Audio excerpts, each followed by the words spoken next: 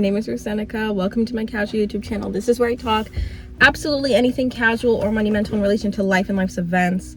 Today, I wanted to talk about the Sunday Scaries because as somebody with anxiety, I experienced the Sunday Scaries starting on Friday. Like the minute that I'm out for the weekend, I'm thinking about dreading the week ahead of me, which is just ridiculous.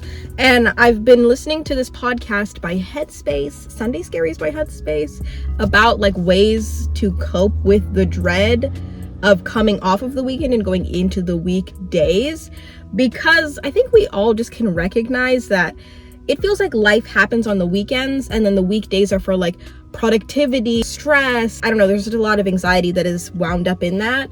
And so finding this podcast has just made me realize like, oh, there are ways to like cope with not dreading the week and feeling like life can be valuable during the weekdays as well, and life does not have to happen on the weekends. So I just wanted to share how I de-stress. I've been loving meditation. I've been loving getting into more spiritual practices because they put me at ease. I want to feel more peaceful in my life. I want to feel like my life is comfortable.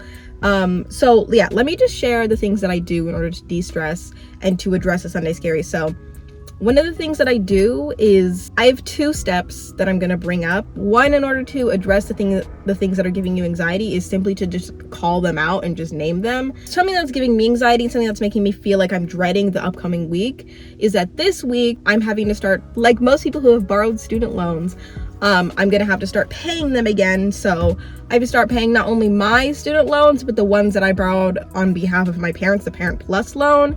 And that's going to add up to like $300 something a month, which I did not have to spend previous to this. Just is not fun. You know, I don't want to spend money, but by calling it out and addressing it, I can kind of go through the motions of starting to realize, okay, what's the best way that I can attack this? We're going to include it into the budget. How are we going to like include this into the budget, and how are we going to reframe the budget?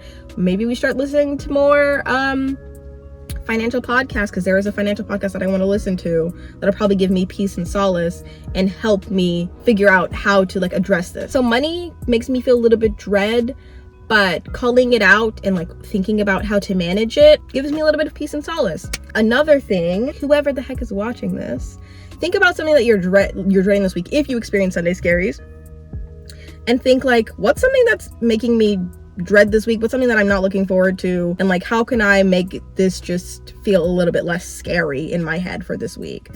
I know a lot of people's jobs give them stress. My job gives me stress all the time, even though I overall love my job. I really like my job and the people that I work with. Sometimes it just makes me feel anxious because of various reasons. Another way of coping, the second one, the last one, is just thinking about how last week went and thinking about like a moment that you were grateful for last week. And that'll give you kind of hope of like, well, last week was fine. I was kind of dreading last week, but maybe it'll be just as good, if not significantly better, because I've kind of reflected on, oh, last week went okay, even though I was kind of scared of it.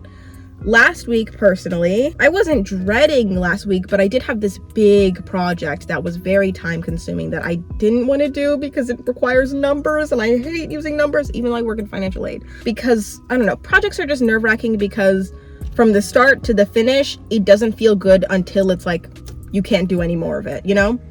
I got through the project. I did it well. It was not difficult. It just felt difficult because the task was just looming over my head.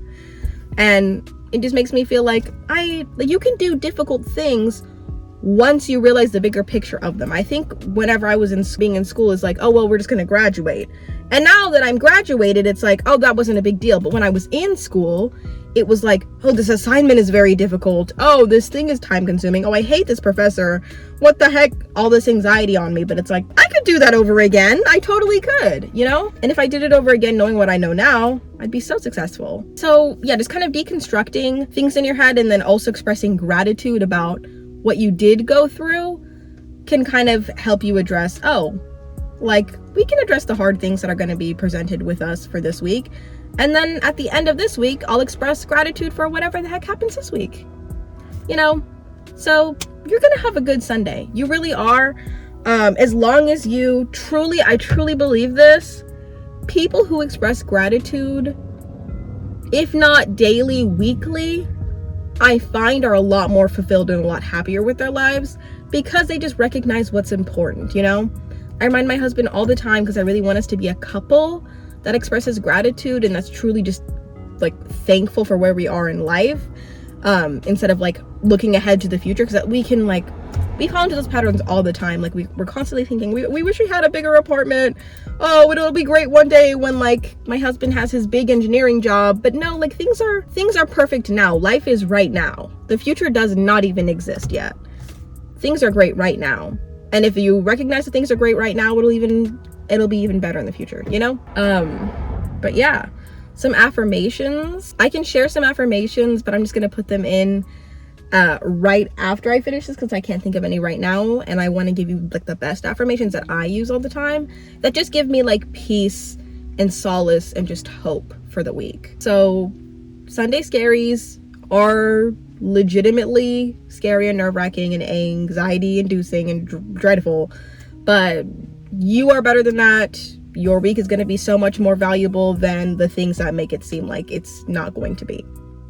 So the reason that I like repeating affirmations or just sharing affirmations in general is because the more that you affirm things that you would like to see in your life, the more that you find that they do show up. Especially with negative talk, I find myself saying, oh, you're so stupid, oh, you're so dumb, whenever I feel a little bit dumb or stupid. And then I find myself kind of believing like, maybe you are a little dumb or maybe you are a little stupid. But it's so important to like affirm the positive things and the valuable things about your life and the things that you want to see, whether it be I value all of my friendships around me, or I am incredibly loved. You know, you will see and feel more love the more that you say those things, as well as you will see and feel more negative things when you entertain and repeat negative things. So I like affirmations because they just remind me about what's important, and whenever I'm reminded, it shows up more in my life.